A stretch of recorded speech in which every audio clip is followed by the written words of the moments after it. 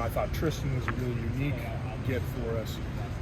Really, the first time I came across him was last February. A good friend of mine kind of runs a gym out in Phoenix, and we played together with the Cardinals, and he's the one that really said, hey, this Tristan Monday kid, for whatever reason, he loves Wisconsin, he's a high motor guy, blah, blah, blah.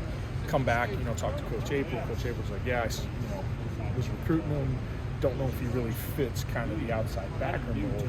So he was a guy we had, evaluated, weren't sure where he fit, and then as the season kind of went on and we watched his tape, again, talking to Bertrand Berry's the guy that I played with, works with him out there, talked to Coach Mullins out there.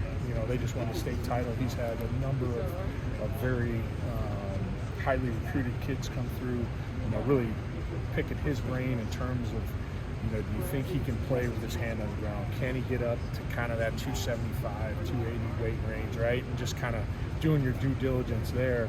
And then really speaking with Tristan and getting inside his head a little bit of what his vision was, and can he see himself do those type of things here? It was a pretty cool process to get to know him, and then really see all the people around him kind of confirm what you were seeing on tape and what you thought he could project and truly become here. So again, both guys really excited about how they play the game, right? They play it violent, they play it physical, they got great hands, great strike, they pursue, right? They run to the ball, they bring an energy level that I'm very excited about.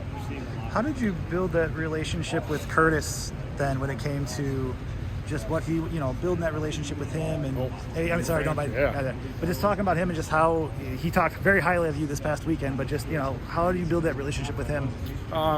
Like any relationship, right? Communication is key, and,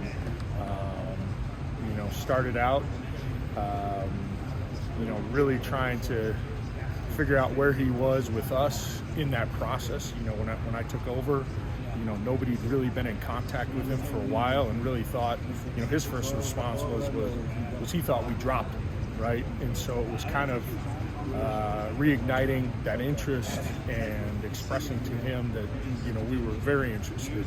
So, and then it just kind of went from there, right? Just, trying to be in contact as much as possible and continue to give him as much information as possible, and then be as transparent, right? And really trying to build a relationship and continue to show him what this place is about and where his future, could go at Wisconsin.